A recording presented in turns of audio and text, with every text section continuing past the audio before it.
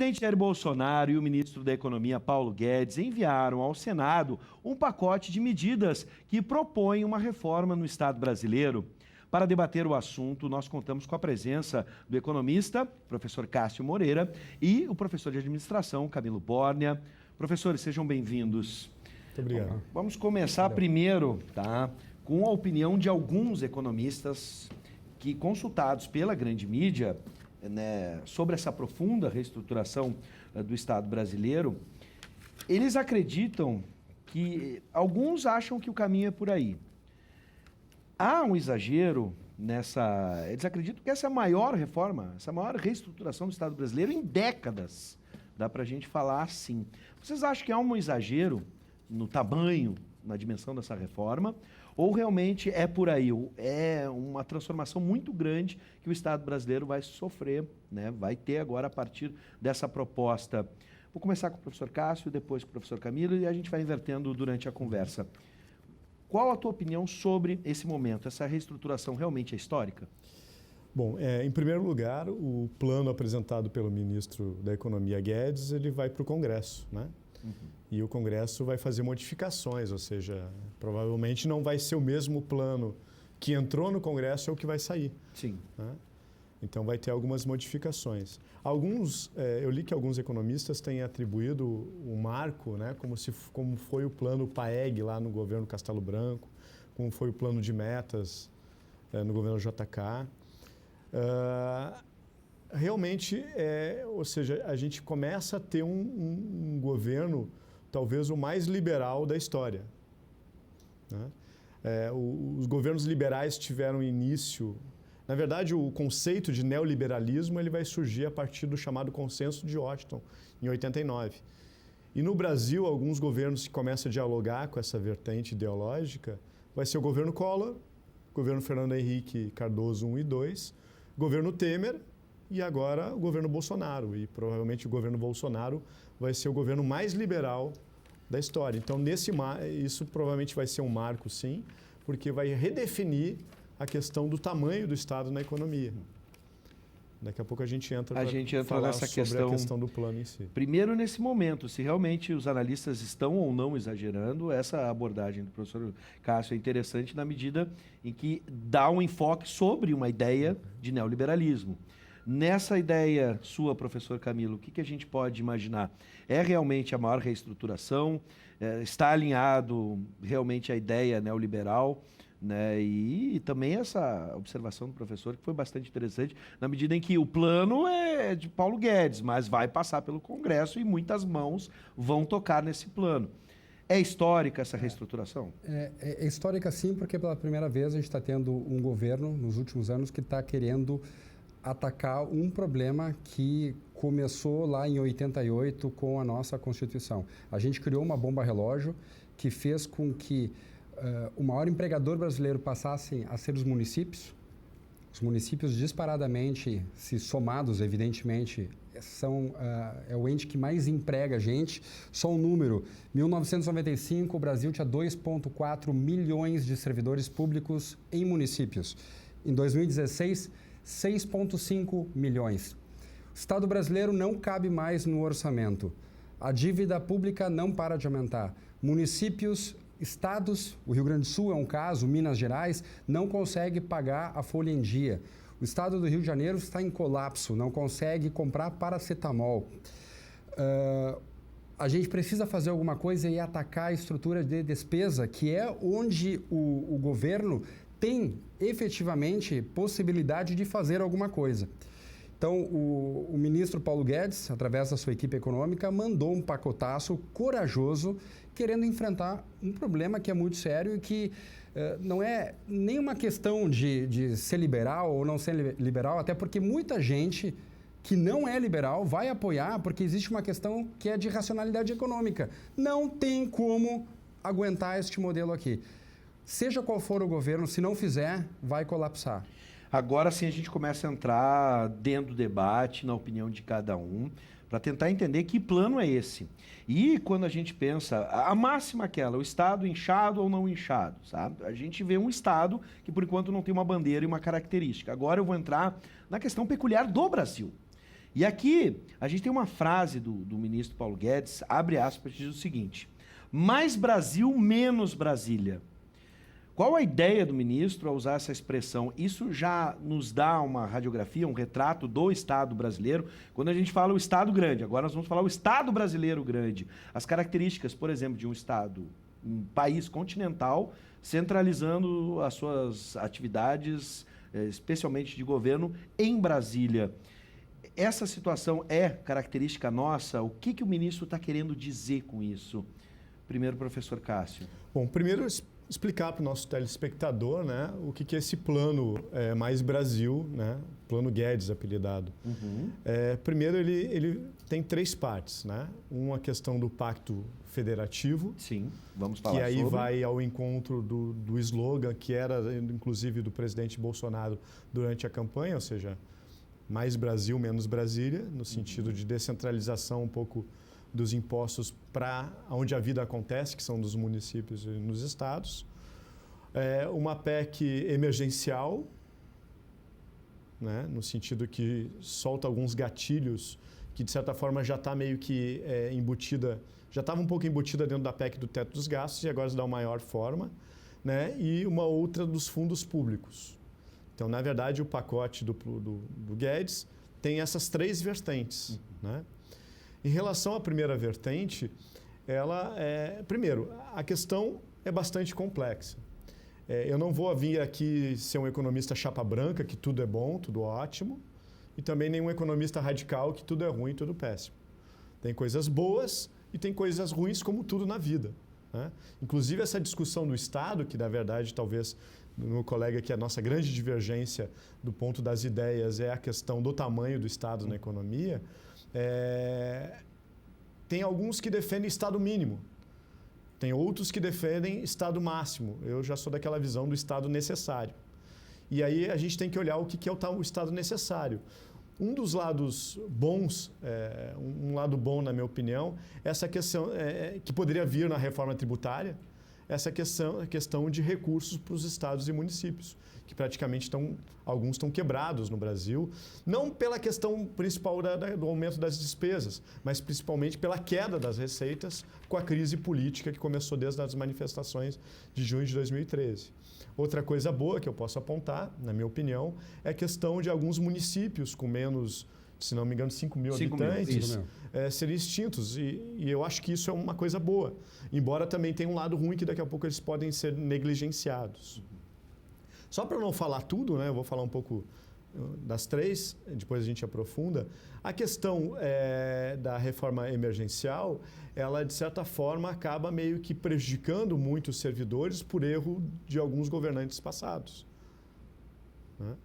E a questão dos fundos, realmente tem alguns fundos que estão ociosos, só que a grande questão é que esse dinheiro ele vai provavelmente, predominantemente, para a questão da dívida pública, que é outro grande problema que daqui a pouco a gente vem abordar com mais precisão. Professor Camilo, depois eu vou inverter a ordem. Claro. Indo à pergunta original, que era a questão de mais Brasil e menos Brasília. Exato.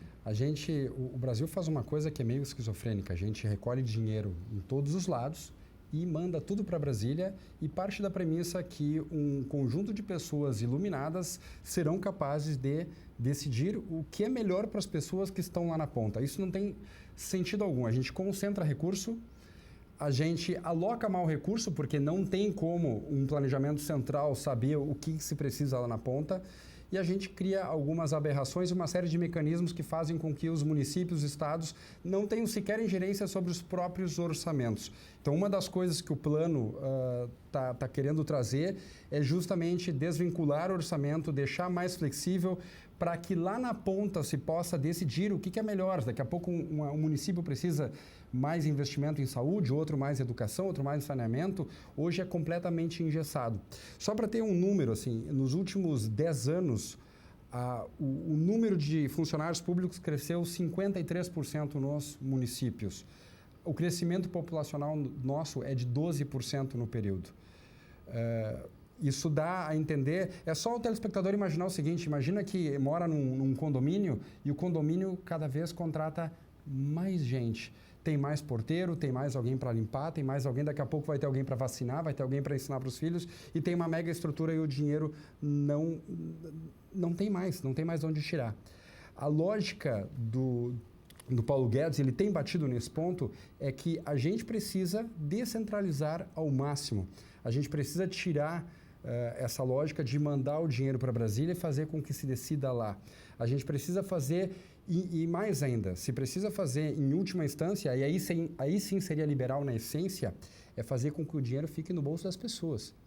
Apesar que não é isto que este plano está querendo fazer. Este plano ele mantém ainda o Estado com as suas obrigações, mas ele descentraliza justamente para aliviar aquela carga central que tem sobre Brasília, né, e fazer com que o gasto seja muito mais eficiente. Nesse aspecto, agora invertendo a ordem, essa é uma curiosidade minha, uma discussão que a gente estava fazendo na redação a respeito. Aqui a gente está falando de gestão e economia, mas no aspecto político também, fortalecendo os municípios, né, e eles podendo gerir melhor, com mais recursos, as suas demandas. Fico imaginando na relação política com Brasília. A gente constantemente vê prefeitos indo a Brasília, né, com uma canequinha na mão, sim, mendigando. A gente já viu a FAMURS falar sobre isso, né, suas comitivas indo até Brasília com outras federações de municípios de outros estados, tendo essa relação do toma lá da cá, que tanto se fala. A gente pode imaginar que Brasília se enfraquecendo, os municípios tendo mais recursos e autonomia, essa política pode também ter algum efeito, ter uma mudança? Eu diria o seguinte, vai ter sim uma mudança, porque afinal de contas, tu não vai precisar ficar vendendo alma para seja quem for que está em Brasília, porque afinal de contas o dinheiro tende a ficar mais na ponta. Mas uma coisa, e aí é uma crítica que eu faço ao plano, eu entendo muito claro a ideia do Paulo Guedes, né, e da equipe dele de reduzir o número de municípios, isso é claro. Porém, eu acho que está feito da forma equivocada.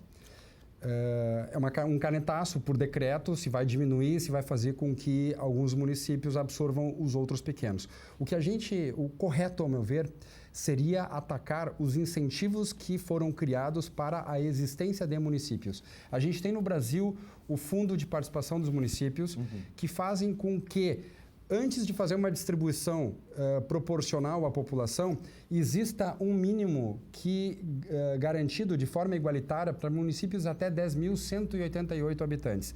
Então, o que se fez? Se criou uma vantagem econômica para dividir municípios, porque, afinal de contas, existe uma fatia maior do fundo de participação dos municípios, de um dinheiro que o município não é capaz de gerar, são os outros que pagam para ele, sem contar toda uma estrutura que se cria. Então, um município de 10, 5 mil habitantes, ele tem lá no mínimo 9 vereadores, ele tem prefeito, ele tem secretários, tem uma penca de assessores, se cria toda uma estrutura de judiciário, inclusive, na localidade, que faz com que, em tese, isso seja bom para o município, porque, afinal de contas, dá autonomia administrativa, mas, na verdade, cria um fardo sobre uma população que sequer tem recursos para pavimentar uma rua, a rua principal da sua própria localidade. Então, não tem dinheiro para pavimentar a rua, mas tem dinheiro para criar uma mega estrutura administrativa que serve para ela mesma. Isso não é bom para a população. Professor Cássio. Só trazendo um outro ponto, a impressão que dá é que parece que a culpa está nos servidores públicos. E se a gente for olhar, o tamanho do Estado do Brasil não é tão grande como algumas pessoas pensam. Falta muito professor, falta muito médico, falta muitos policiais, etc. O tamanho, se não me engano, chega a quase 2% do número de funcionários públicos em relação à população do Brasil. Na Noruega é 30%. Nos Estados Unidos é 14%, 15%, se não me engano. A questão é que nem aquela velha metáfora. A água está suja com o bebê e aí se pega e joga a banheira fora com o bebê junto. Ou seja, a questão não é o problema, a questão é melhorar a eficiência do Estado e não a questão do tamanho do Estado. Essa que é uma das grandes questões. Em relação ao ponto do plano, eu concordo com, né, eu acho que essa questão de diminuir os municípios é uma boa ideia, embora daqui a pouco a forma que está sendo feita de uma forma muito drástica, né? Mas realmente tem muitos municípios que não têm condições, né, de ser um município Só que daqui a pouco eles podem ser negligenciados se ficarem como um bairro, um distrito de outro município. A questão da desvinculação, que eu até tinha comentado, né? Que hoje tu tem um valor mínimo para a saúde ou um valor mínimo para a educação. A princípio parece bom unificar as duas coisas, porque cada município vai poder gerir melhor. Tá precisando mais dinheiro para a saúde, então eu vou diminuir da educação e mais saúde. O problema é que o que dá mais voto no curto prazo é a saúde, que é onde a nossa população sente muitas vezes na pele. A educação é uma coisa que dá retorno no longo prazo. Então, o que pode começar a acontecer, em vez de aumentar os dois recursos para essas duas áreas extremamente importantes, no momento que tu unifica as duas, tu começa, daqui a pouco vai acontecer que muitos recursos vão ser destinados para a saúde e não para a educação. Porque isso liga também o outro programa que o governo quer apresentar, que é o Futura-se, no sentido de diminuir o espaço do Estado na educação pública. É aquele velho dilema que eu estou falando. O problema não tem que botar a banheira fora com a água suja fora junto com o bebê. Ou seja, tem que tirar a água suja e botar uma água limpa. Em outras palavras, tem que o quê? Melhorar a eficiência do Estado brasileiro. Atender melhor quais são as grandes demandas. Porque eu até trouxe esse livro que eu estou lendo aqui. Esse livro se chama Um Inventário da Prosperidade. Vou pedir para mostrar aqui. Ele é um livro fantástico porque ele estuda a história econômica dos Estados Unidos e mostrando como os Estados Unidos se tornou a grande potência econômica que ela é hoje. E se tu for ler esse livro, tu vai perceber o quê? Um Estado extremamente participante, né, da economia. Né? Bom, para isso... Na época, por exemplo, os Correios... Sim. Graças aos Correios, que na época tu comprava nos Estados Unidos pela internet, entre aspas, recebia catálogos, tu comprava do outro lado pela questão do sistema ferroviário e tu comprava um produto que recebia em casa. Isso em 1800 e pouco. Né? Ou seja... Só um pontinho, tá? Tem um contraponto aqui. Já está chegando ao final da conversa, eu vou deixar um minuto para cada um. Que é a questão de jogar a responsabilidade sobre o funcionalismo, e eu usei muitos dados sobre o funcionalismo. Não. Quando tu extingue municípios, tu não acaba com professor, com médico, com policial, com guarda municipal. Tu acaba com aquele funcionário da recepção da prefeitura, com o assessor que faz uma função administrativa que não tem sentido ter 2 vezes, 3 vezes. É com esse cara. E não é nada contra a pessoa, vamos deixar isso muito claro. É sobre a lógica de tu ter uma estrutura que é grande demais que tu poderia condensar. Quando se fala em unificar municípios, ninguém vai fechar uma escola, mas aquela escola não vai estar mais respondendo a uma secretaria de educação que atende 2 escolas. Não, vai estar numa secretaria de educação que vai atender 40 escolas, porque é um município maior. Esta é a lógica. Então, eu gostaria de fazer essa ressalva, porque parece que vai acabar agora com médico, com Sim. professor e policial. E nesse ponto eu concordo com ele, porque, como eu falei, o problema não tem que jogar água com o bebê fora, é trocar água.